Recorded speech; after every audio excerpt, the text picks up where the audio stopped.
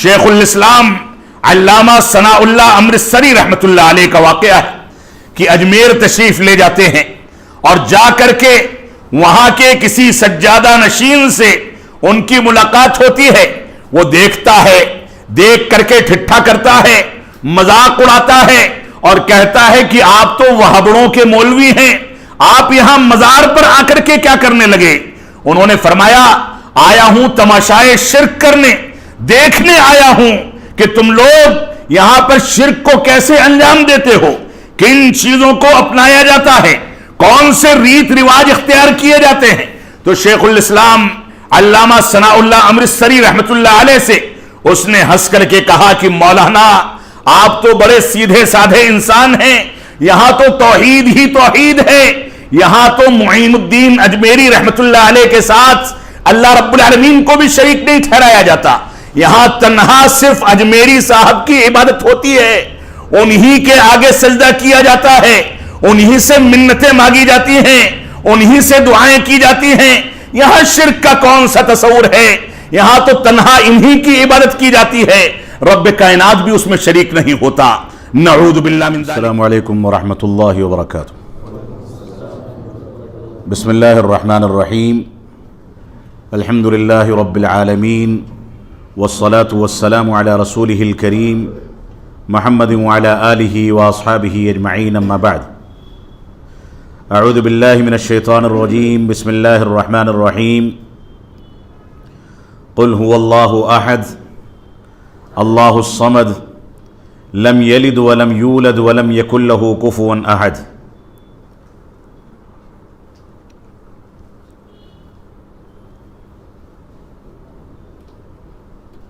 ہبلی کی جمعیت اہل حدیث کے ذمہ داران یہاں پر موجود عقیدہ توحید، اتباع رسول اور فہم سلف صالحین کی بنیادوں پر دینی زندگی اختیار کرنے والے ہمارے احباب، عزیز نوجوانوں، پیارے بچوں اور بزرگان دین، ایک ایسا رشتہ جو ہم کو دنیا کے کونے کونے سے لا کر کے میلوں کا اور ہزاروں کلومیٹر کا سفر طے کرا کر کے لا کر کے آپس میں ملاتا ہے، ایک دوسرے کے ساتھ بیٹھنے کی ترغیب دیتا ہے، ایک دوسرے سے محبت کے اظہار پر ہم کو آمادہ کرتا ہے، ایک دوسرے کے ساتھ الفت، قربت اور تعلقات قائم کرنے کے سلسلے میں ہماری رہنمائی کرتا ہے. اور ایک ایسا رشتہ جو رشتہ ساری دنیا میں مسلمانوں کو ایک عقیدے، ایک منہج، ایک دستور، ایک ضابطے اور ایک قاعدے پر جمع کرتا ہے، وہی رشتہ آج ہم لوگوں کو دہلی سے اتنی دور کی سرزمین پر یہاں جمع کر رہا ہے. یہ اللہ رب العالمین کا فضل و کرم ہے کہ اللہ رب العالمین نے ہم کو اس بات کی توفیق دی کہ ہم اس کی عبادت کریں، اس کے ساتھ کسی کو شریک نہ ٹھہرائیں. یہ اللہ رب العالمین کا انعام خاص ہے کہ اللہ رب العالمین نے ہم کو اتنا شعور عطا فرمایا کہ ہم قرآن و سنت کی پیروی کا دعویٰ بھی کریں اور ہماری پیشانیاں اپنے جیسے انسانوں، جانوروں، پتھروں، پرندوں یا غیر اللہ کے آگے نہ جھکیں. یہ اللہ رب العالمین کا فضل و کرم ہے کہ اللہ رب العالمین نے ہم کو ایسا شریف النس اور باغیرت مسلمان بنایا کہ ہم جا کر کے غیر اللہ سے اولاد طلب نہیں کرتے. اللہ رب العالمین کا فضل و کرم ہے کہ اللہ رب العالمین نے ہم کو ایسا مسلمان بنایا کہ ہم اگر جھکتے ہیں تو رب کائنات کے آگے جھکتے ہیں، اسی کا سجدہ کرتے ہیں، اسی کے لیے رکوع کرتے ہیں، طواف کرتے ہیں تو خانہ کعبہ جا کر کے مکہ مکرمہ میں اسی کے گھر کا طواف کرتے ہیں، مسجدیں تعمیر کرتے ہیں تو ان بنیادوں پر تعمیر کرتے ہیں کہ ان مسجدوں میں اللہ رب العالمین کی صدائیں بلند کی جائیں، کلمہ توحید پر مشتمل اذانوں کی آوازیں بلند ہوں، اقامت کہی جائے، قرآن مجید کی تلاوت کی جائے، اللہ رب العالمین کی بڑائی بیان کر کے اللہ رب العالمین اور رسول اکرم صلی اللہ علیہ وسلم کے بتائے ہوئے طریقے پر عبادات کو انجام دیا جائے۔ مسجدیں اس ملک میں یا ساری دنیا میں بے شمار ہیں۔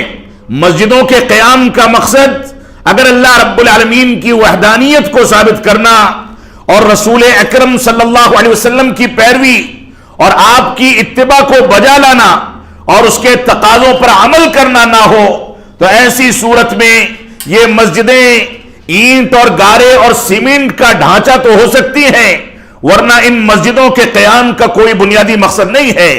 اگر اللہ رب العالمین کی عبادت کرنے والے، اس کی توحید کے تقاضوں پر عمل کرنے والے، اتباع رسول کو سمجھنے والے، اتباع رسول کے تقاضوں کو سمجھنے والے اگر چٹائی پر کھلے میدان میں درختوں کے نیچے چلچلاتی دھوپ میں اور اسی طریقے سے بہتی ہوئی ناؤ اور اڑتے ہوئے ہوائی جہاز کے اندر، چلتی ہوئی گاڑیوں کے اندر بھی اللہ رب العالمین کی عبادت کو انجام دیتے ہیں اور اس عبادت کی انجام دہی کی بنیاد اللہ رب العالمین کی وحدانیت اور رسول اکرم صلی اللہ علیہ وسلم کی پیروی اور اتباع ہوتی ہے، تو ایسی صورت میں ان کا کسی بھی جگہ پر نماز ادا کر لینا، اللہ رب العالمین کی عبادت کو انجام دینا، یہ بابرکت ہے، باعث رحمت ہے، باعث اجر و ثواب ہے۔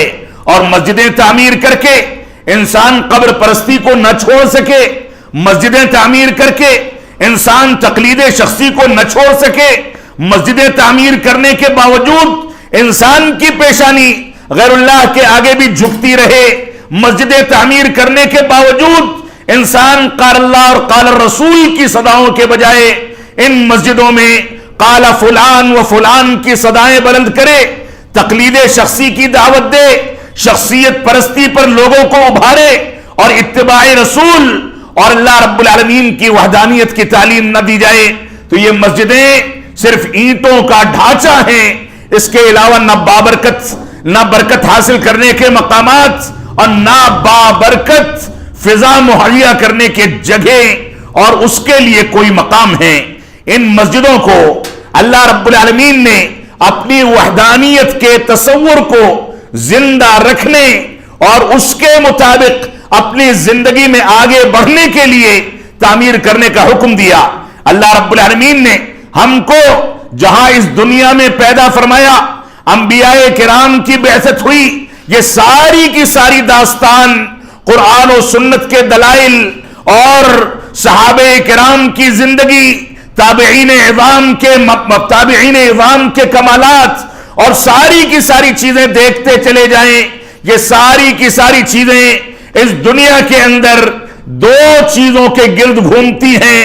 اگر یہ دو چیزیں مسلمانوں کی تنظیموں میں، مسلمانوں کی جماعتوں میں، مسلمانوں کی شخصیت میں، مسلمانوں کے گروہوں میں، مسلمانوں کے خاندانوں میں، مسلمانوں کے گھرانوں میں اور ہماری تمام کی تمام جگہوں پر یہ دو چیزیں ہم کو مہیا ہیں، تو ایسی صورت میں ہم کامیاب مسلمان ہیں اور ہماری زندگی ترقی کی راہ پر گامزن ہوگی اور آخرت کی ترقی اور کامیابی کے امکانات پیدا ہوتے چلے جائیں گے۔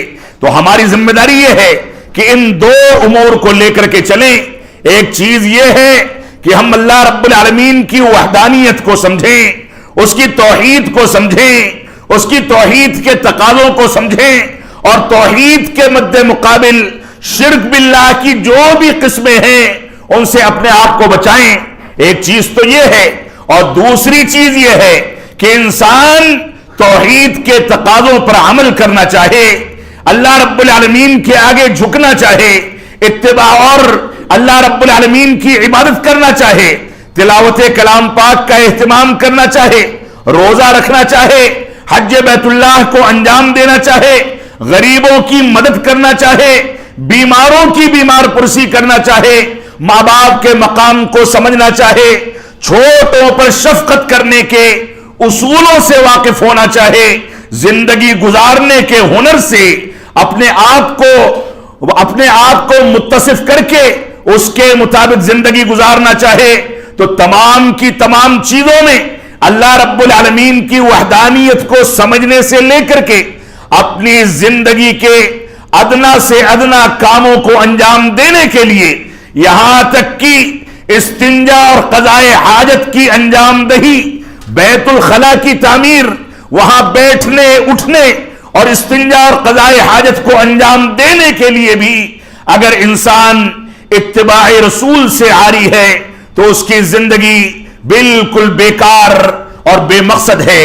تو دو بنیادی چیزیں یہ ہیں، ایک تو یہ کہ ہم اللہ رب العالمین کی وحدانیت اور اس کی توحید کو لے کر کے چلیں، اللہ رب العالمین کے ساتھ کسی کو شریک نہ ٹھہرائیں، جہاں توحید کو سمجھیں وہیں اس بات کو بھی سمجھیں کہ توحید کے تقاضے کیا ہیں، جہاں توحید کے تقاضوں کو سمجھیں وہیں اس بات کو بھی سمجھیں کہ توحید کے مد مقابل اس کی ضد شرک باللہ کو کس طریقے سے قبیح اور دنیا کے اندر جرم قرار دیا گیا ہے، اور کون سی بنیادوں پر یہ کہا گیا کہ جو شخص اللہ رب العالمین کی ربوبیت میں، اس کی الوہیت میں، اس کے اسماء و صفات میں کسی کو شریک ٹھہراتا ہے تو ایسی صورت میں وہ ہمیشہ ہمیشہ جہنم میں رہے گا۔ اگر بغیر توبہ کے اس دنیا سے رخصت ہو جاتا ہے تو پہلی بنیادی چیز یہ ہے کہ توحید کو سمجھا جائے، اس کے تقاضوں کو سمجھا جائے اور اس کے مد مقابل شرک باللہ کی تمام قسموں سے ہم اپنے آپ کو محفوظ رکھیں۔ اور دوسری بنیاد یہ ہے ہماری کامیابی کی کہ ہم زندگی میں کچھ بھی فیصلے کریں، کوئی بھی چیز اختیار کریں، کسی بھی چیز کو منتخب کریں، کچھ بھی فیصلے کریں، چلیں پھریں، اٹھے بیٹھیں، کھائیں پیئیں، شادی بیاہ کی رسم و رواج کو ادا کریں، کسی کی دعوت کریں، کہیں سفر کریں، کسی بھی چیز میں ہم اتباع رسول، سنت رسول اور سیرت رسول کے دائرے سے باہر نہ نکلنے پائیں۔ یہ دو کامیابی کے راز ہیں۔ اتباع رسول کے مد مقابل انسان تقلید شخصی میں پڑ جائے، سنت رسول صلی اللہ علیہ وسلم کے مد مقابل انسان بدعات و خرافات کو اختیار کر لے تو سمجھ لیں کہ اس کی زندگی تباہ ہے۔ رسول اکرم صلی اللہ علیہ وسلم سے قیامت کے دن فرشتے آپ کے پاس آتے ہوئے امت محمدیہ کے بعض لوگوں کو روک دیں گے۔ اللہ کے نبی صلی اللہ علیہ وسلم یہ فرمائیں گے کہ میں ان کو جانتا ہوں، یہ مجھ کو جانتے ہیں، ان کے اندر میرے امتی ہونے کی علامتیں موجود ہیں، تم ان کو کیوں روکتے ہو؟ فرشتے کہیں گے کہ آپ نہیں جانتے کہ آپ کے بعد ان لوگوں نے دین کے نام پر نئی باتوں کو ایجاد کر لیا۔ تو اللہ کے نبی صلی اللہ علیہ وسلم فرمائیں گے سحقن سحقن، ان کو مجھ سے دور کر دیا جائے۔ لمن غیر بعدی، جن لوگوں نے میرے بعد دین میں تبدیلی پیدا کر لی۔ تو ہمارا سب سے بڑا سرمایہ جماعت اہل حدیث کا سب سے عظیم، سب سے قیمتی، سب سے پاکیزہ سرمایہ یہ ہے کہ وہ عقیدہ اسلامیہ، منہج رسول، صحابہ کرام کے فہم، سلف صالحین کے فہم، اتباع رسول اور توحید رب کائنات کی بنیادوں پر زندگی میں آگے بڑھتے ہیں۔ وہ کچھ بھی کر لیں، ان کا سر غیر اللہ کے آگے نہیں جھکتا۔ وہ کچھ بھی کر لیں، وہ غیر اللہ کی عبادت کو انجام نہیں دیتے۔ وہ کچھ بھی کر لیں، اللہ رب العالمین کے ساتھ کسی کو شریک نہیں ٹھہراتے۔ وہ کچھ بھی کر لیں، غیر اللہ کے آگے اولاد کو طلب نہیں کرتے، غیر اللہ سے دعائیں نہیں کرتے، غیر اللہ سے منتیں نہیں مانگتے، غیر اللہ کو مشکل کشا اور حاجت روا نہیں سمجھتے۔ یہ ہمارا سب سے بڑا سرمایہ ہے۔ تو ہبلی کی اس سرزمین پر آج آپ سے مخاطب ہونے کا یہ پہلا موقع ہے، اور مجھ کو اس بات کی معلومات ابھی صلاۃ مغرب سے پہلے اپنے احباب اور ذمہ داران کے ذریعے ہوئی کہ ہبلی یہ شرک و بدعات کا ایک فیکٹری ہے، ایک گڑھ ہے۔ یہاں پر شرک کرنے والے آئے دن شرکی عقائد کو وضع کرتے ہیں، ایجاد کرتے ہیں، اس کے مطابق عمل کرتے ہیں، لوگوں کو گمراہ کیا جاتا ہے، اللہ رب العالمین کی توحید سے دور کیا جاتا ہے۔ لہذا میں نے مناسب سمجھا کہ میں اپنی ذمہ داری کو سمجھتے ہوئے اسی موضوع کو آپ کے سامنے رکھوں۔ اللہ رب العالمین مجھ کو کہنے کے مطابق عمل پیرا ہونے کی توفیق عطا فرمائے، آپ حضرات کو اس پیغام کو دنیا کے سامنے عام کرنے کی توفیق عطا فرمائے۔ جو کچھ قرآن و سنت کی روشنی میں یہاں کہا جائے وہ رب کائنات کی جانب سے قرآن و سنت کے دلائل کی بنیاد پر سمجھا جائے، اور کچھ اگر زبان کی لغزشوں کے نتیجے میں کچھ غلطیاں ہو جائیں تو اللہ رب العالمین ہم کو معاف فرمائے، اس کو حجت اور دلیل نہ بنایا جائے۔ یہ ہمارا منہج ہے، یہ ہمارا طریقہ ہے۔ تو توحید کیا ہے، شرک کیا ہے، اور توحید اور شرک کے سلسلے میں ہم اپنے معاشرے میں کیسے بیداری پیدا کریں؟ تو سب سے پہلے تو آپ یہ سمجھ لیں کہ انسانیت کو اللہ رب العالمین نے اس دنیا میں پیدا فرمایا، انسانوں کو جناتوں کو پیدا فرمایا، ان کی پیدائش کا بنیادی مقصد اسی توحید کو قرار دیا گیا۔ اللہ رب العالمین کا فرمان ہے وَمَا خَلَقْتُ الْجِنَّ وَالْإِنسَ إِلَّا لِيَعْبُدُونَ، کہ میں نے انسانوں کو اور جناتوں کو محض اپنی عبادت کے لیے پیدا کیا ہے۔ مفسرین کہتے ہیں إِلَّا لِيَعْبُدُونَ کی تفسیر إِلَّا لِيُوَحِّدُونَ ہے، یعنی وہ صرف میری وحدانیت کا اقرار کریں، صرف میری عبادت کریں، صرف میرے بتائے ہوئے طریقے پر چلیں، جیسے میں نے کہا ویسے ہی اپنی پیشانی کو جھکائیں، میں نے جہاں پر جس انداز سے عبادت کرنے کا ڈھنگ بتایا اسی انداز سے عبادت کو انجام دیں۔ تو یہ انسانوں اور جناتوں کی تخلیق کا بنیادی مقصد ہے۔ یہ پیغام صرف انسانوں کے لیے نہیں ہے بلکہ جناتوں کے لیے بھی ہے کہ وہ بھی اس بات کو سمجھیں کہ اگر انہوں نے کسی پیر و مجاور کو، کسی قبر والے کو اپنا معبود بنا رکھا ہے تو ان کو اس سے توبہ کرنی چاہیے، رب کائنات کی جانب رجوع کرنا چاہیے، قرآن و سنت کے مفہوم کو سمجھنا چاہیے۔ تو اللہ رب العالمین نے انسانوں اور جناتوں کی پیدائش کا مقصد واضح فرما دیا، یعنی اس دنیا میں رب کائنات نے انسانوں کو اور جناتوں کو پیدا ہی نہیں کیا، لیکن اگر پیدا کیا ہے تو صرف ایک مقصد کے لیے، اور وہ مقصد یہ ہے کہ انسان اللہ رب العالمین کی وحدانیت کو سمجھے، اس کے مطابق زندگی گزارے، اس کے تقاضوں کی تکمیل کرے۔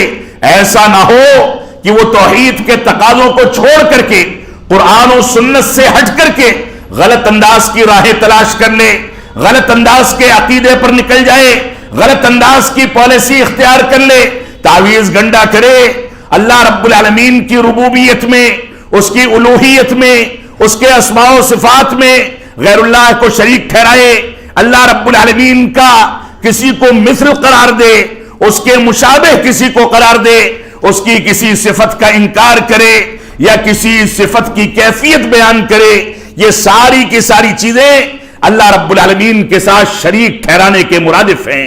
تو اللہ رب العالمین نے فرما دیا کہ ہم نے انسانوں کو اور جناتوں کو اس دنیا میں پیدا صرف اس مقصد سے کیا ہے کہ وہ صرف اور صرف میری عبادت کریں، میرے ساتھ کسی کو شریک نہ ٹھہرائیں۔ اس بات کو سمجھ لیں کہ اسلام کا جو اسلوب ہے، جو طریقہ ہے، اسلام نے جو طریقہ اختیار کیا رب کائنات کی توحید کو ثابت کرنے کا، وہ صرف اثبات کا طریقہ نہیں ہے بلکہ نفی اور اثبات دونوں چیزیں ایک ساتھ چلتی ہیں۔ اللہ رب العالمین نے اس آیت کریمہ میں پہلے انکار کر دیا، فرمایا وَمَا خَلَقْتُ الْجِنَّ وَالْإِنسَ، کہ میں نے انسانوں اور جناتوں کو پیدا ہی نہیں کیا، اور اس کے بعد استثناء کر دی کہ إِلَّا لِيَعْبُدُونَ، مگر پیدا کیا ہے تو صرف اپنی عبادت کے لیے۔ تو توحید اس کا نام نہیں ہے کہ آپ اللہ رب العالمین کی توحید کا اقرار کر لیں، اس کے مطابق چلیں، اس کو سمجھنے کی کوشش کریں، بلکہ توحید کا ایک تقاضا یہ بھی ہے کہ توحید کے خلاف اٹھنے والے فتنے، توحید کے خلاف پنپنے والے عقیدوں، توحید کے خلاف پنپنے والے رسم و رواج اور اس کے خلاف جو بھی تعلیمات ہیں ان تعلیمات کا آپ انکار کریں، ان کے خلاف آپ دنیا کے اندر دعوت و تبلیغ کا جہاد چھیڑیں، اور ایسی تمام کی تمام چیزوں کو دنیا سے نیست و نابود کرنے، مٹانے اور ان چیزوں کو شکست دینے کی کوشش کی جائے جن چیزوں کی بنیادوں پر توحید کا پانی مرتا ہے اور شرک باللہ کے رسم و رواج ملتا ہے۔ یہ دونوں بنیادی تقاضے ہیں اسی توحید کے۔ تو اللہ رب العالمین نے انسانوں اور جناتوں کی تخلیق کا مقصد واضح کر دیا۔ اس سے توحید کی اہمیت کا اندازہ ہوتا ہے۔ انسانوں میں افضل ترین اور بلند ترین مقام رکھنے والے انبیاء کرام کا سلسلہ، انبیاء کرام جو اس دنیا کے اندر ایک مقصد کی تکمیل کے لیے پیدا کیے گئے، انبیاء کرام جن کو اللہ رب العالمین نے بلند و بالا مقام عطا فرمایا، جن کے اوپر آسمانی کتابیں نازل کی گئی، جن کو ایسا ایسا مقام دیا گیا کہ ان لوگوں نے اس دنیا میں رب کائنات کی توفیق اور اس کے عطا کردہ معجزات کے ذریعے دنیا کو ہکا بکا کر دیا۔ ان کے اوپر آسمانی کتابوں کے معجزے نازل کیے گئے اور چلتے چلتے ہمارے پیارے حبیب جناب محمد الرسول اللہ صلی اللہ علیہ وسلم کے بارے میں اللہ رب العالمین نے یہاں تک فرمایا کہ آپ کو سب سے عظیم معجزہ قرآن مجید کی شکل میں دیا گیا۔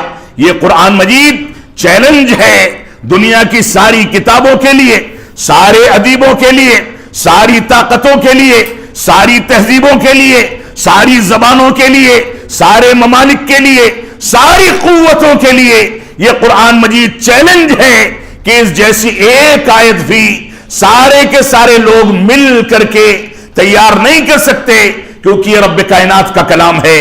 تو نبی آخر الزمان اسی انبیاء کرام اور رسولوں کے سلسلے کی آخری قیمتی کڑی تھے جن کو یہاں تک مقام عطا فرمایا گیا کہ آپ کے اشارے پر چاند کے 2 ٹکڑے کر دیے گئے۔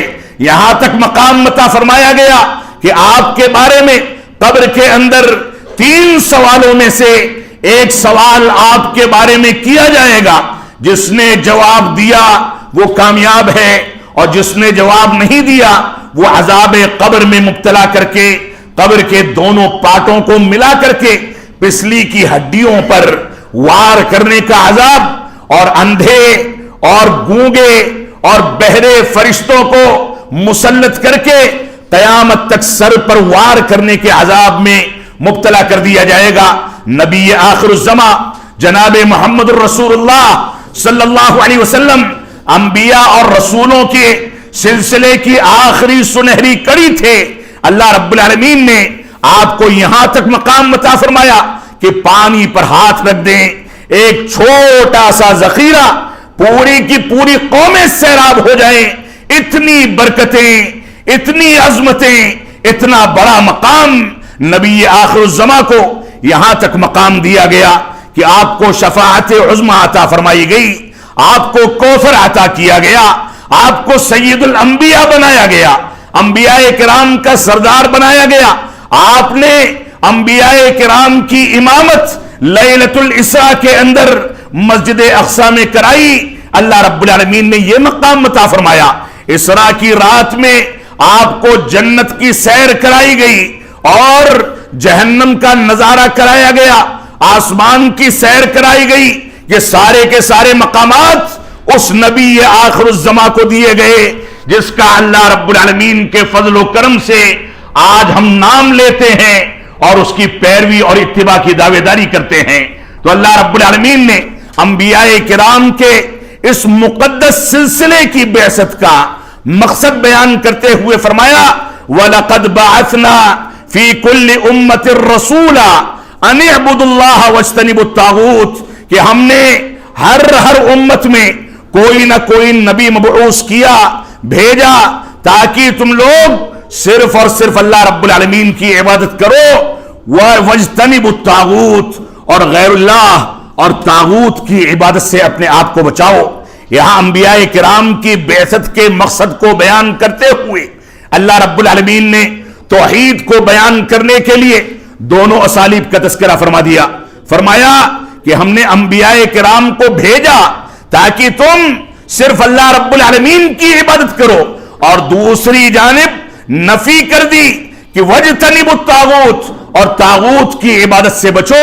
یہی توحید کی بنیادی ترجمانی ہے کہ جہاں ایک طرف اللہ رب العالمین کی وحدانیت کا اقرار کیا جائے، وہیں دوسری جانب غیر اللہ کی عبادت کا انکار کر دیا جائے، جیسا کہ اس آیت کریمہ کے اندر ذکر کیا گیا.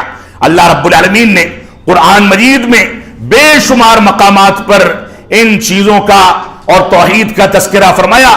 سورہ اخلاص کی تلاوت میں نے آپ کے سامنے کی ہے. اللہ رب العالمین نے سورہ اخلاص میں توحید کے مکمل خلاصے کو بیان فرما دیا. اللہ رب العالمین نے فرمایا، اے اللہ کے نبی صلی اللہ علیہ وسلم آپ فرما دیجئے هو اللہ احد، اللہ رب العالمین تنہا ہے.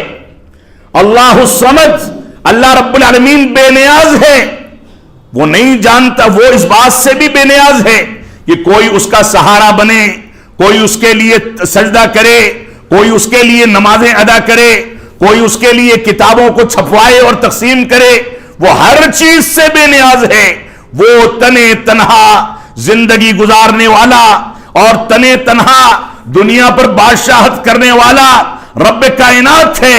وہ ساری کی ساری چیزوں سے بے نیاز ہے.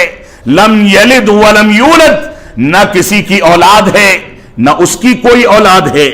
آج 26 تاریخ غالباً ہو گئی کرسمس کا، وہ تہوار جو 2 دن سے پوری دنیا میں طوفان بدتمیزی کھڑا کر رہا ہے، اور ہمارے نوجوان بدقسمتی سے اس کی مبارکباد دیتے ہیں، اس میں شریک ہوتے ہیں، اس کے لیے تیاریاں کرتے ہیں.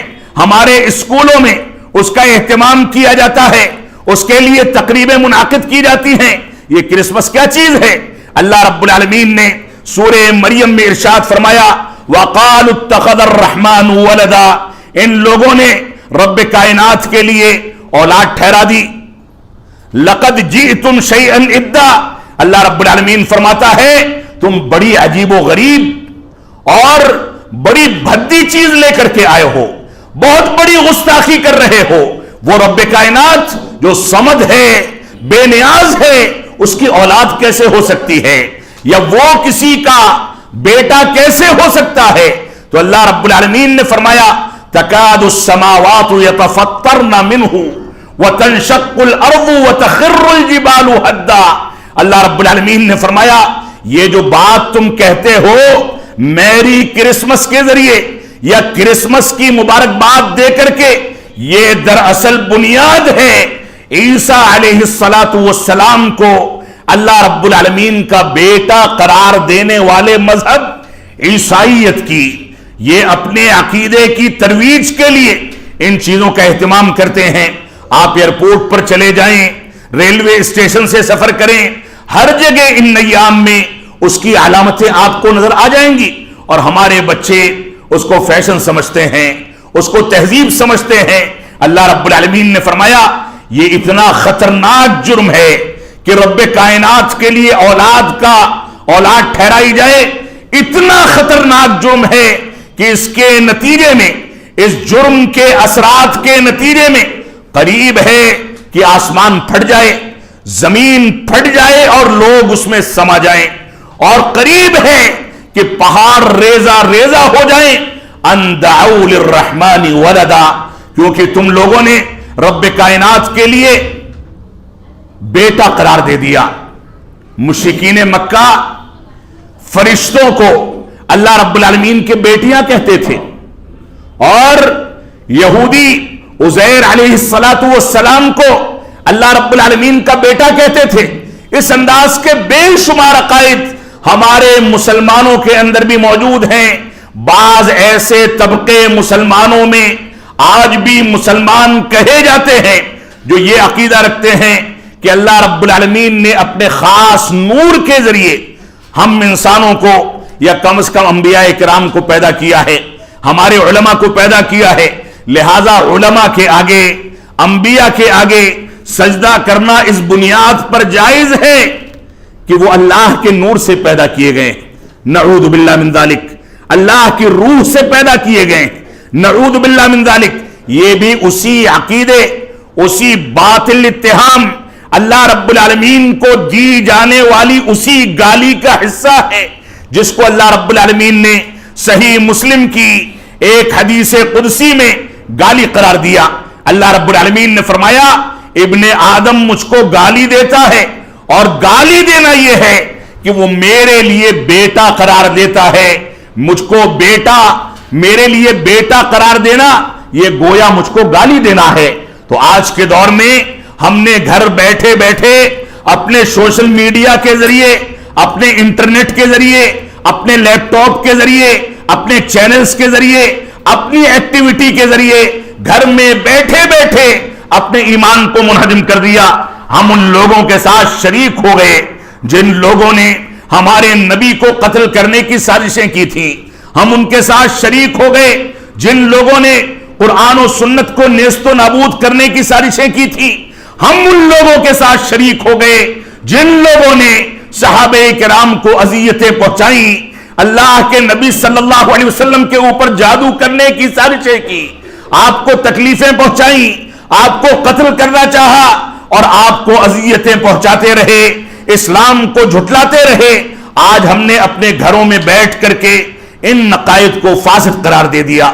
تو اللہ رب العالمین نے فرمایا لم یلد ولم یولد، اللہ رب العالمین کا نہ کوئی بیٹا ہے نہ وہ کسی کی اولاد ہے، ولم یکن لہ کفوا احد، اور اللہ رب العالمین کا کوئی ہمسر اور کوئی شریک، اس کا مثل، اس کے مانند کوئی ہو ہی نہیں سکتا، کیونکہ اللہ رب العالمین کا فرمان ہے لیس کمثلہ شیء وہو السمیع البصیر، اللہ رب العالمین کے مثل کوئی چیز نہیں اور وہ سننے والا، دیکھنے والا ہے۔ ہم بھی دیکھتے ہیں، سنتے ہیں، لیکن کبھی چشمے کی ضرورت پڑتی ہے، کبھی بینائی چلی جاتی ہے، دیوار کے پیچھے کیا ہے نہیں دیکھ سکتے، دو تین لوگ ایک ساتھ بولیں تو یہ کان ان کا متحمل نہیں ہے، سمجھ نہیں پاتا کہ کیا کہنا چاہتے ہیں، لیکن رب کائنات کی قوت سماعت و بصارت، اس کی شایان شان اور اس کی شان کے مطابق اس کا اقرار کیا جانا یہ ہماری ذمہ داری ہے۔ تو فرمایا وَلَمْ يَكُنْ لَهُ كُفُوًا أَحَدٌ، اللہ رب العالمین کا کوئی ہمسر نہیں۔ ایک صحابی رسول نے اللہ کے نبی صلی اللہ علیہ وسلم سے آ کر کے فرمایا کہ اللہ کے نبی صلی اللہ علیہ وسلم ہم سفر میں تھے، فنا صحابی رسول ہمارے ساتھ تھے، وہ ہر وقت نفلی نماز ادا کرتے تو بار بار دہرا کر کے سورہ اخلاص کی تلاوت کرتے، بار بار سورہ اخلاص کی تلاوت کا اہتمام کرتے، بار بار سورہ اخلاص کو دہراتے رہتے، بار بار اس کی تلاوت کرتے رہتے تھے۔ تو اللہ کے نبی صلی اللہ علیہ وسلم نے ان سے دریافت کیا کہ اس کا سبب کیا ہے، تو انہوں نے فرمایا کہ مجھ کو یہ سورت اللہ رب العالمین کی توحید کے بیان کے نتیجے میں اتنی زیادہ پسند ہے کہ میں بار بار اس کو پڑھنا چاہتا ہوں۔ تو اللہ کے نبی صلی اللہ علیہ وسلم نے فرمایا کہ اس چھوٹی سی 3-4 آیتوں کی سورت کی عظمت اور فضیلت یہ ہے کہ قرآن مجید کو 3 حصوں میں تقسیم کیا گیا۔ ایک حصہ احکام و مسائل کا حصہ ہے، ایک حصہ اللہ رب العالمین کی توحید کا حصہ ہے، اور ایک حصہ قصص اور انبیاء کرام کے واقعات کا حصہ ہے۔ توحید کا جو ایک حصہ ہے وہ سورہ اخلاص کے اندر جمع کر دیا گیا۔ گویا اگر کسی نے سورہ اخلاص کی 3 مرتبہ تلاوت کر لی تو گویا قرآن مجید کی مکمل تلاوت اس نے کر لی، قرآن مجید کی مکمل تلاوت کر لی۔ یہ توحید کی بنیاد پر سورہ اخلاص کو مقام دیا گیا۔ یہ توحید ہے، یہ توحید کوئی معمولی چیز نہیں۔ تو اسی توحید کی تکمیل اور اسی توحید کے ہدف کو پورا کرنے کے لیے اللہ رب العالمین نے انسانوں اور جناتوں کو پیدا فرمایا، اور اسی توحید کی تکمیل اور اسی توحید کے مشن کی تکمیل کے لیے اللہ رب العالمین نے انبیاء کرام کی بعثت اس دنیا میں کر کے لوگوں کو اس بات کا حکم دیا کہ توحید میں سمجھوتا نہ کرنا۔ تو یہ توحید کیا چیز ہے، اس بات کو سمجھ لیں کہ یہ توحید 3 طرح کے اجزاء پر مشتمل یا 3 اقسام پر مشتمل ایک چیز ہے جس کو سمجھنا ہر مسلمان کی ذمہ داری ہے۔ یا دوسرے الفاظ میں یہ کہیں کہ اس توحید کی 4 قسمیں ہیں۔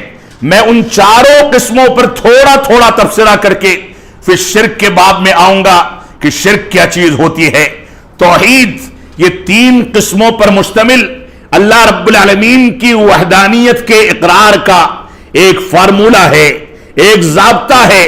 پہلی چیز یہ کہ ہم توحید ربوبیت کی حقیقت کو سمجھیں، اس بات کو سمجھیں کہ اللہ رب العالمین اپنے افعال میں تنہا اور یکتا ہے۔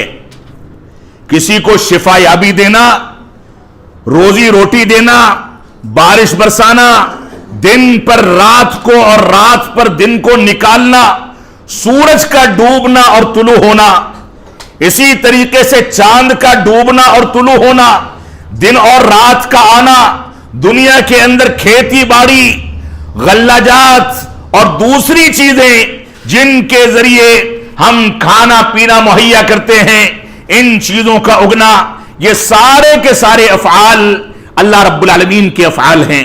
اس میں رب کائنات کے ساتھ کوئی شریک نہیں۔ کوئی بیمار پڑ جائے، دنیا کی بڑی سے بڑی تعویذ دے دی جائے، رب کائنات کی مرضی نہیں ہوگی تو ایسی صورت میں انسان کو شفا یابی نہیں مل سکتی۔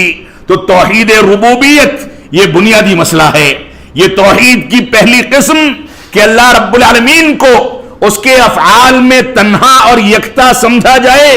اللہ رب العالمین کو تنہا سمجھنے کا مفہوم یہ ہے کہ ہم اس کے جو بھی کام ہیں اس میں غیر اللہ کو اس کے ساتھ شریک نہ ٹھہرائیں۔ اللہ رب العالمین تنہا ان کاموں کو انجام دیتا ہے، اور بے شمار چیزیں ہیں جو آج کے دور میں اپنائی جاتی ہیں۔ شیخ الاسلام علامہ ثناء اللہ امرتسری رحمت اللہ علیہ کا واقعہ ہے کہ اجمیر تشریف لے جاتے ہیں اور جا کر کے وہاں کے کسی سجادہ نشین سے ان کی ملاقات ہوتی ہے۔ وہ دیکھتا ہے، دیکھ کر کے ٹھٹھا کرتا ہے، مذاق اڑاتا ہے اور کہتا ہے کہ آپ تو وہابڑوں کے مولوی ہیں، آپ یہاں مزار پر آ کر کے کیا کرنے لگے؟ انہوں نے فرمایا، آیا ہوں تماشائے شرک کرنے، دیکھنے آیا ہوں کہ تم لوگ یہاں پر شرک کو کیسے انجام دیتے ہو، کن چیزوں کو اپنایا جاتا ہے، کون سے ریت رواج اختیار کیے جاتے ہیں۔ تو شیخ الاسلام علامہ ثناء اللہ امرتسری رحمت اللہ علیہ سے اس نے ہنس کر کے کہا کہ مولانا آپ تو بڑے سیدھے سادھے انسان ہیں، یہاں تو توحید ہی توحید ہے، یہاں تو معین الدین اجمیری رحمت اللہ علیہ کے ساتھ اللہ رب العالمین کو بھی شریک نہیں ٹھہرایا جاتا، یہاں تنہا صرف اجمیری صاحب کی عبادت ہوتی ہے، انہی کے آگے سجدہ کیا جاتا ہے، انہی سے منتیں مانگی جاتی ہیں، انہی سے دعائیں کی جاتی ہیں، یہاں شرک کا کون سا تصور ہے؟ یہاں تو تنہا انہی کی عبادت کی جاتی ہے، رب کائنات بھی اس میں شریک نہیں ہوتا۔ نعوذ باللہ من ذالک۔ توحید ربوبیت کو ہم نے چھوڑا تو نوبت یہاں تک آ گئی کہ ہم غیر اللہ کو اللہ سے اوپر کا درجہ دے دیں۔ یہ واقعات ایسے ہی نہیں کہے جاتے، بلکہ یہ واقعات کتابوں کے اندر موجود ہیں، ہمارے علماء کرام نے اس کو درج کیا ہے، لکھا ہے، تحریر کیا ہے۔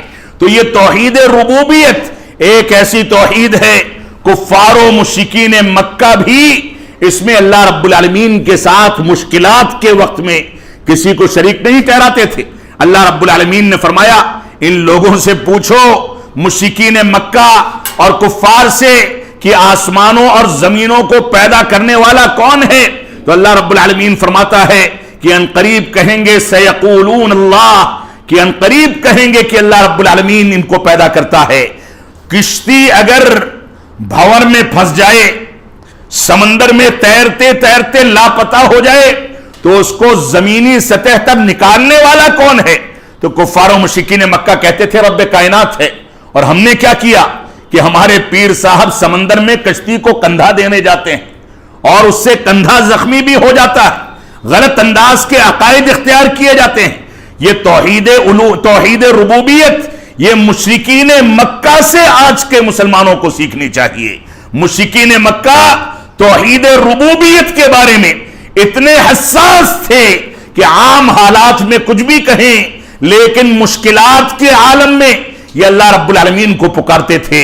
وہ جانتے تھے کہ رب کائنات کے علاوہ ہمارا بیڑا پار کرنے والا کوئی ہو ہی نہیں سکتا، اور کوئی ہم کو نجات نہیں دے سکتا.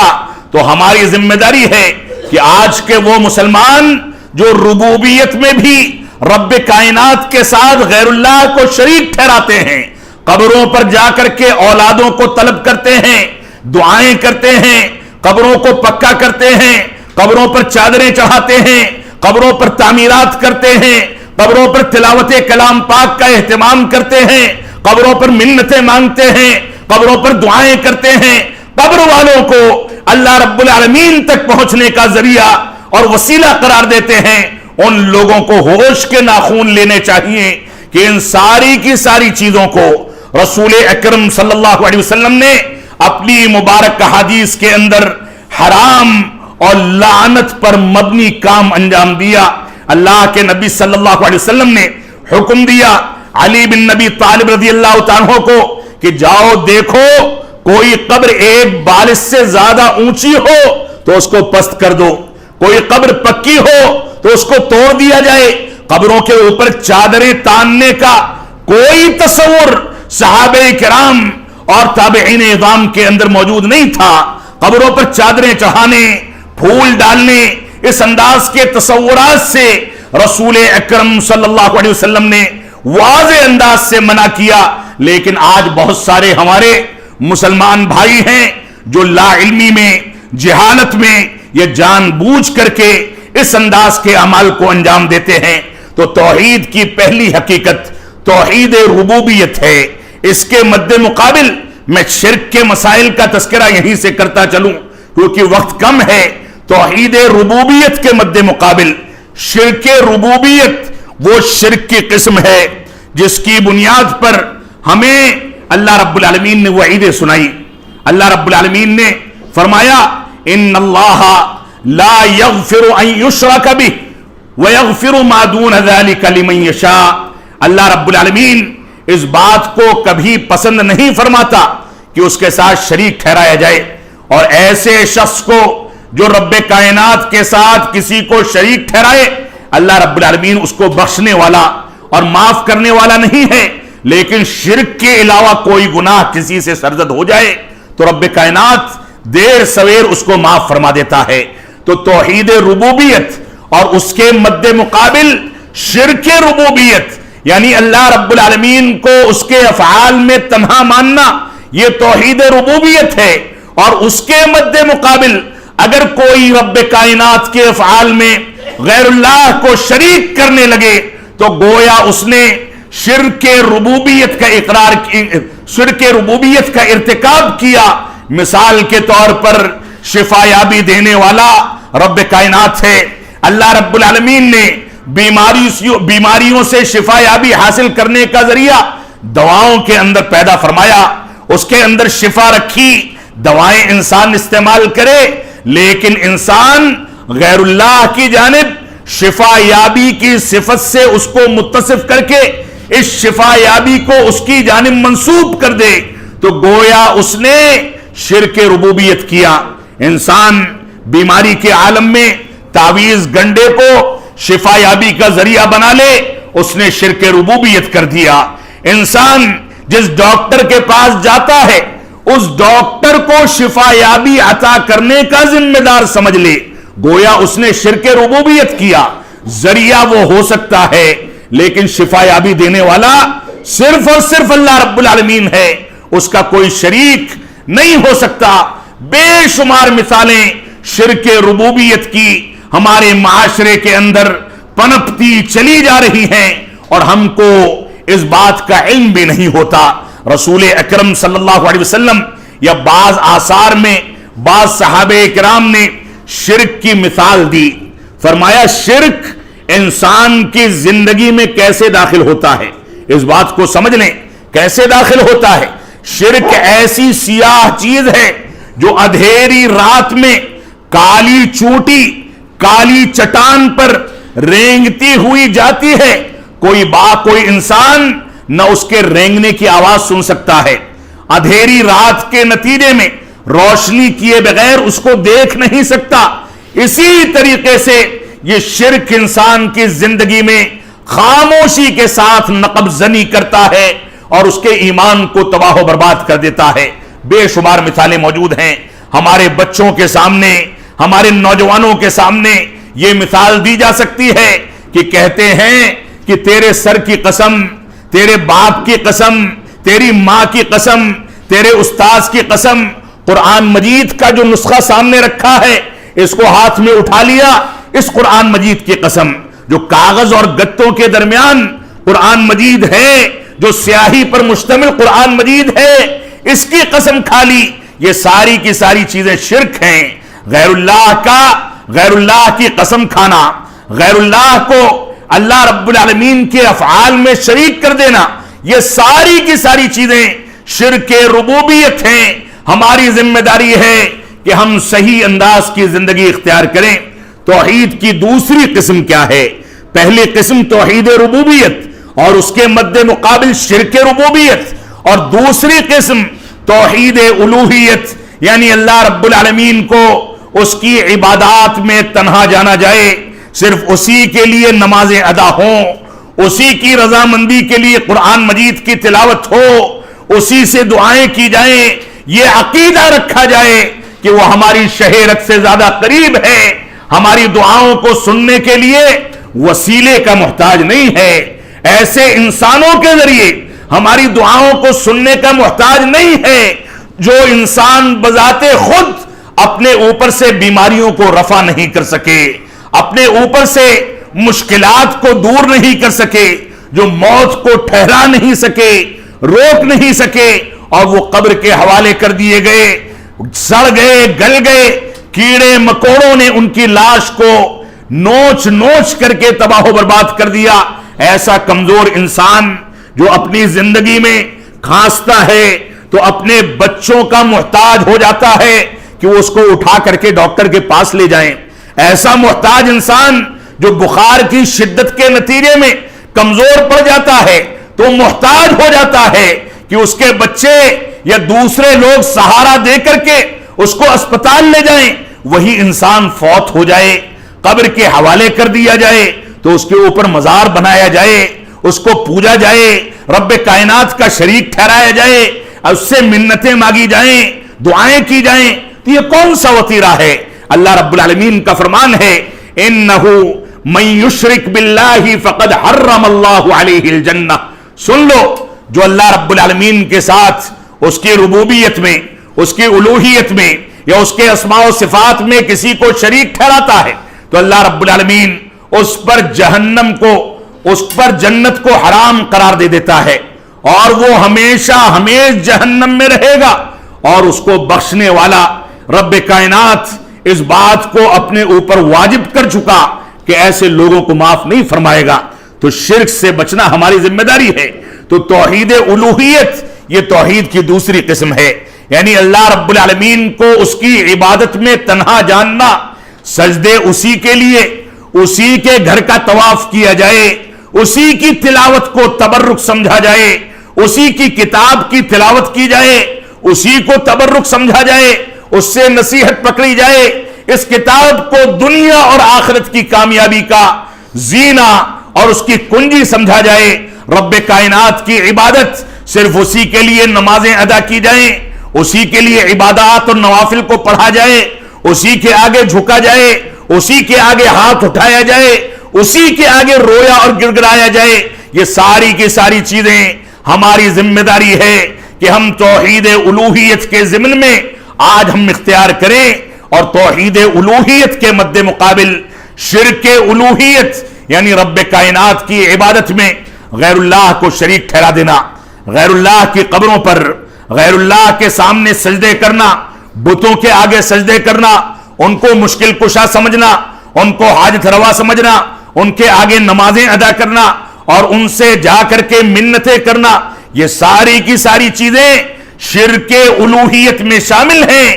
ان چیزوں سے بچنا ہماری بنیادی ذمہ داری ہے۔ ہم ان سے نہیں بچ سکے تو ان اللہ لا یغفر ان یشرک بہ ویغفر ما دون ذلک لمن یشاء۔ اللہ رب العالمین شرک کرنے والوں کو معاف نہیں فرمائے گا، اس کے علاوہ دوسرے جرائم کے مرتکبین کو ہو سکتا ہے کہ معاف فرما دے۔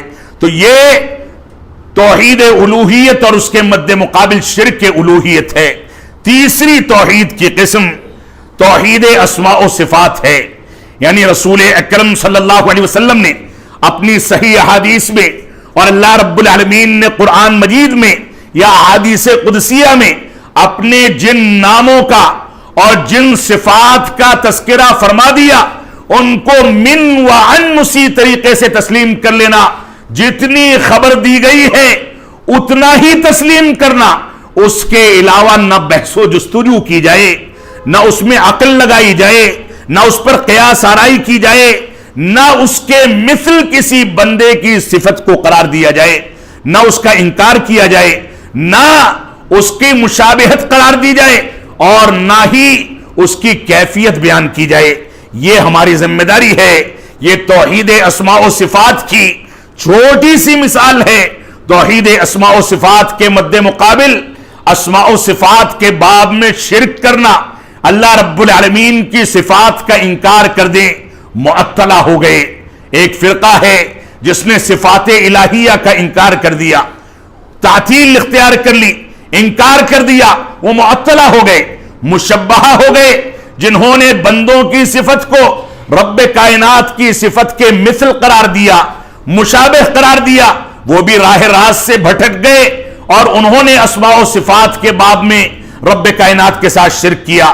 کچھ ایسے فرقے اٹھے جن فرقوں نے رب کائنات کی صفات کی کیفیت بیان کی کہ جیسے ہمارے پاس ہاتھ ہے ویسے ہی یہ صفت ثابت ہے کہ رب کائنات کا بھی ہاتھ ہے، تو ہاتھ ویسا ہی ہوگا جیسا ہمارا ہاتھ ہے. 5 انگلیاں، 1 ہتھیلی اور اس کا تالو، اسی انداز کا ہاتھ رب کائنات کا ہے. یہ کیفیت بیان کرنے والے گویا اسماء و صفات کے باب میں پھسل کر کے شرک کے باب میں داخل ہو گئے. ہماری ذمہ داری یہ ہے کہ اللہ رب العالمین نے اور رسول اکرم صلی اللہ علیہ وسلم نے اللہ رب العالمین کے جو اسماء و صفات ذکر کیے ہیں ان کو بلا کسی مثال کے، بلا کسی مشابہت کے، بلا کسی انکار کے، بلا کسی کیفیت کے مکمل طریقے سے من وعن جتنی تعلیم اس کے بارے میں اور جتنی خبر اس کے بارے میں دی گئی اسی طریقے سے تسلیم کر لیں. تو یہ توحید اسماء و صفات کا تھوڑا سا خلاصہ ہے. میں سمجھتا ہوں کہ توحید کی یہ 3 قسمیں اگر ہمارے بچوں کو، ہمارے مسلمان نوجوانوں کو، ہمارے بھائیوں کو، ہماری خواتین کو نہ بتائی جائیں تو ایسی صورت میں کسی کو یہ حق حاصل نہیں کہ وہ جماعت اہل حدیث کا فرد بنے.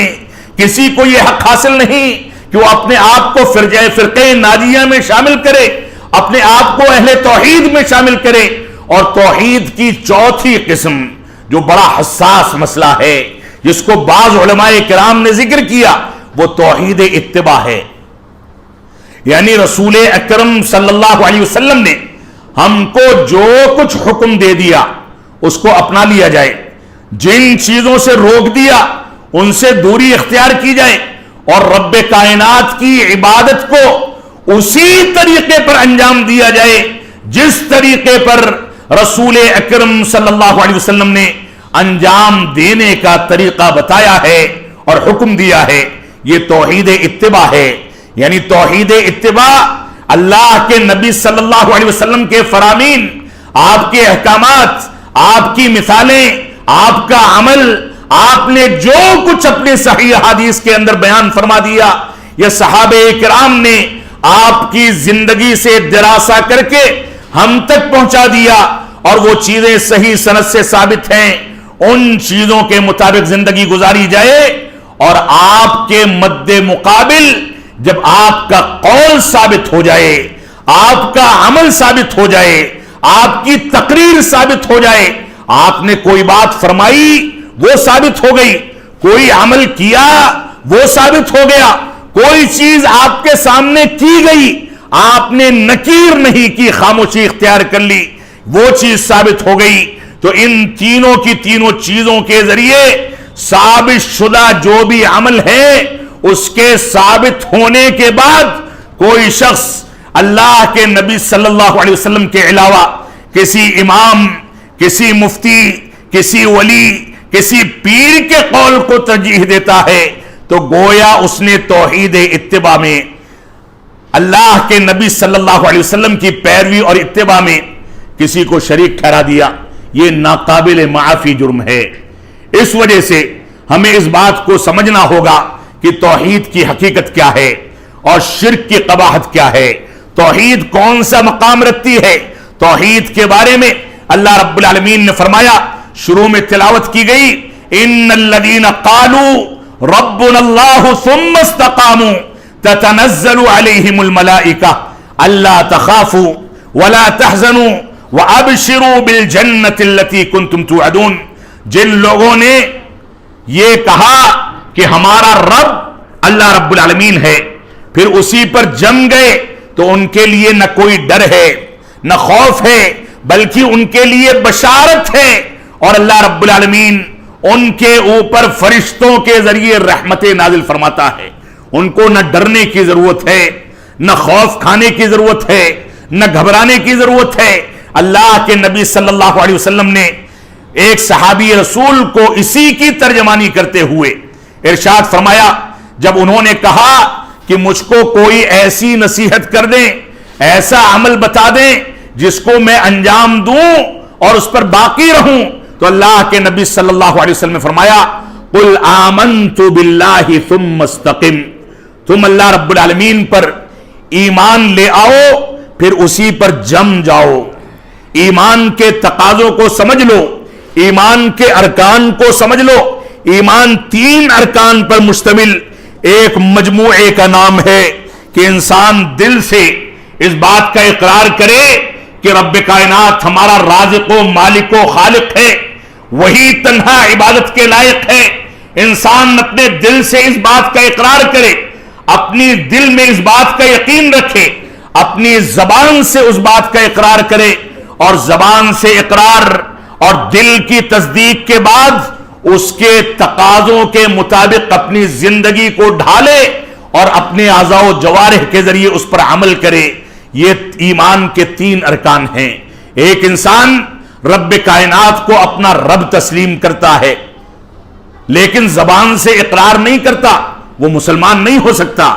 ایک انسان دل سے اس بات کی تصدیق کرتا ہے, زبان سے اقرار کرتا ہے, لیکن عمل بالارکان اس کے یہاں موجود نہیں, نمازوں کی پابندی نہیں کرتا, قرآن و سنت کے احکامات کے اوپر عمل نہیں کرتا, اللہ رب العالمین کے آگے سجدہ نہیں کرتا, لاپرواہی کرتا ہے, حلال و حرام میں تمیز نہیں کرتا, تو ایسی صورت میں وہ کامل مسلمان نہیں ہو سکتا.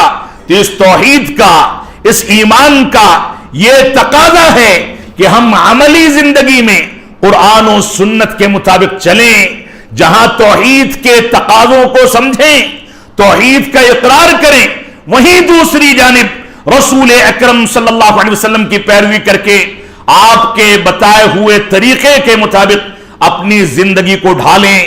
یہی توحید کا تقاضا ہے. ایک انسان عمل سے جتنا دور ہوتا ہے گویا وہ توحید سے اتنا دور ہو رہا ہے. ایک انسان عمل میں جتنی کوتاہی کرتا ہے گویا اس کا ایمان اتنا زیادہ ناقص ہے, کیونکہ یہ ایمان زیادتی اور کمی کا نام ہے. یزید بالطاعت وینقص بالعصیان. یہ ایمان جس کو دوسرے الفاظ میں ہم توحید کہہ سکتے ہیں, یہ ایمان اطاعت کے کاموں سے, قرآن و سنت کی فرما برداری سے, اللہ رب العالمین اور رسول اکرم صلی اللہ علیہ وسلم کی اطاعت کے نتیجے میں بڑھتا ہے, اس میں اضافہ ہوتا ہے, اس کی روشنی انسان کو ملتی ہے. اور وینقص بالعصیان, اور انسان عملی زندگی میں جتنی کوتاہی کا شکار ہوگا اتنا زیادہ اس کا ایمان گھٹتا چلا جائے گا. لیکن بدقسمتی کیا ہے؟ بدقسمتی یہ ہے کہ جنوبی ہندوستان کی یہ پوری سرزمین, آپ ہبلی سے لے کر کے کرناٹک کے دوسرے علاقوں سے لے کر کے کیرل کے علاقوں تک چلے جائیں, سری لنکا کے بحری حدود تک چلے جائیں, یہ پوری سرزمین جس انداز سے قبر پرستی میں ترویج پا رہی ہے, غلط انداز کے عقائد یہاں پنپ رہے ہیں. ہمارے خود وہ نوجوان جو قرآن و سنت کے حاملین کے گھروں میں پیدا ہوئے, جن کا تعلق جماعت اہل حدیث سے ہے, وہ اخوان المسلمین जमात इस्लामी, PFI और इस अंदाज के फितनों को इख्तियार करके अपने अकीदे का सौदा कर रहे हैं। उनके घरानों के अंदर खिलाफत व मुलूकियत के बहाने से सहाबे किराम पर उंगली उठाने की जुर्रतें पैदा हो रही हैं। आज हमारे घरानों के अंदर जहां तफसीर इब्ने कसीर का मुताला किया जाना था, जहां सीरत रसूल को मकाम मिलना चाहिए था, जहां सहाबे किराम की अजमत को पढ़ा जाना था, वहां खिलाफत मुलूकियत के बहाने से खिलाफत उमविया और खिलाफत राशिदा के दरमियान के बाज वाक़यात को बहाना बना करके सहाबे किराम जैसी मुक़द्दस हस्तियों पर उंगली उठाने की जुर्रत करके हम अपने ईमान को निफाक और कुफ्र के हवाले और शिर्क के हवाले कर रहे हैं। ये फितने अगर आज इस सरजमीन से नहीं मिटे तो माफ फरमाएंगे, आगे आने वाले वक्त में ये दौर बदलने वाला है। इन मस्जिदों को वीरान करना है तो अकीदे तौहीद को छोड़ दें, इन मस्जिदों को वीरान करना है तो इत्तिबाए रसूल का दर्ज देना छोड़ दें, इन मस्जिदों को वीरान करना है तो क़ाल अल्लाह और क़ाल रसूल की सदाओं के बजाय क़ाल फुलान और क़ाल फुलान की सदाएं बुलंद करें। लेकिन इन मस्जिदों को कायम करना है, आबाद रखना है तो हमें समझना होगा कि अल्लाह रब्बुल आलमीन ने फरमाया, इन्नमा यअमुरु मसाजिद अल्लाह मन आमन बिल्लाहि वल यौमिल आखिर व अकामस सलाह व आतज ज़काह व लम यख्शा इल्लल्लाह फअसा उलाइका अन यकूनु मिनल मुहतदीन। अल्लाह रब्बुल आलमीन ने सूरह तौबा के अंदर इरशाद फरमाया कि इन मस्जिदों को आबाद करने वाले ये 5 सिफात के हामिल होते हैं। पहली सिफत यह है कि अल्लाह रब्बुल आलमीन पर ईमान रखते हैं, यौम आखिरत पर ईमान रखते हैं। पहली 2 सिफतों के अंदर अल्लाह रब्बुल आलमीन ने अकीदो मनहज का तस्करा कर दिया, ईमान बिल गैब का तस्करा कर दिया। हमने रब्बे कायनात को नहीं देखा लेकिन रोजी वही देता है, शिफायाबी वही देता है, ये हमारा ईमान है। हम उसको देखे बगैर उस पर ईमान रखते हैं। तो पहले सिफत के अंदर अल्लाह रब्बुल आलमीन ने फरमाया वो अल्लाह रब्बुल आलमीन पर ईमान रखते हैं। दूसरी सिफत में फरमाया कि वो यौम आखिरत पर ईमान रखते हैं कि दुनिया में मरने के बाद हमको मिट्टी नहीं हो जाना बल्कि दोबारा से जिंदा किया जाएगा और हमसे सवाल जवाब किए जाएंगे। तो ये 2 बुनियादी चीजें मस्जिदों को आबाद करने वालों की पहली और दूसरी सिफत है जो इंसान के अकीदे और मनहज से ताल्लुक रखती हैं। और उसके बाद फरमाया व अकामस सलाह व आतज ज़काह व लम यख्शा इल्लल्लाह। ये लोग अल्लाह रब्बुल आलमीन के लिए नमाजें कायम करते हैं, यानी जहां एक जानिब गैबी उमूर पर इनका ईमान है वहीं दूसरी जानिब जिस्मानी इबादात को भी अंजाम देते हैं, जिस्मानी इबादात को भी अंजाम देते हैं, यानी नमाजें अदा करते हैं। नरमो गुदाज बिस्तर को छोड़ करके सर्दी गर्मी और बरसात की फिक्र किए बगैर मस्जिदों में आकर के मस्जिदों को सलाते फजर और 5 वक्ता नमाजों में आबाद करते हैं, बदनी इबादत भी अंजाम देते हैं, वह आत ज़काह और माली इबादत भी अंजाम देते हैं। यानी इनकी सिफत सिर्फ इबादत करना नहीं बल्कि गरीबों का ख्याल करना, ज़कात निकालना, अपने माल को पाकीज़ा करने के लिए माल निसाब को पहुंच जाए तो ज़कात के फरीज़े को अंजाम देना, यह भी इनकी एक बुनियादी सिफत है। और जब ये 4 सिफतें जमा हो जाएं, वलम यख्शा इल्लल्लाह, ये अल्लाह रब्बुल आलमीन के अलावा किसी से नहीं डरते क्योंकि इन्होंने रब्बे कायनात पर ईमान की लज्जत को महसूस कर लिया, जिस्मानी इबादात को अंजाम दे दिया, माली इबादात के फरीजे की अंजामदही कर दी। अब किस बात का डर है? ये सिर्फ डरते हैं तो अल्लाह रब्बुल आलमीन से डरते हैं। अल्लाह रब्बुल आलमीन हमको कुरान और सुन्नत की पैरवी करने, कुरान और सुन्नत के मुताबिक जिंदगी गुजारने की तौफीक अता फरमाए। अल्लाह रब्बुल आलमीन हमको तौफीक अता फरमाए कि हम तौहीद की तमाम मक़साम को सामने रखते हुए उसके तकाज़ों के मुताबिक जिंदगी गुजारें। अल्लाह रब्बुल आलमीन हमको तौफीक अता फरमाए कि हम इत्तिबाए रसूल का हक अदा करें। अल्लाह रब्बुल आलमीन हमको तौफीक अता फरमाए कि हम मस्जिदों को आबाद करने वाले और मस्जिदों को आबाद करने वालों की सिफात के हामिलीन में से اپنے آپ کو بنانے کی کوشش کریں. ہم جب تک جئیں تب تک اسلام پر جئیں، جب ہمارا خاتمہ ہو تو ایمان پر ہو. بارک اللہ لنا ولکم فی القرآن المجید ونفعنی وإیاکم بالآیات والذکر الحمید. انہ تعالی جواد کریم ملک بر الرؤوف الرحیم. وصلی اللہ علی نبینا محمد وعلی آلہ وصحبہ وسلم. والسلام علیکم ورحمۃ اللہ وبرکاتہ.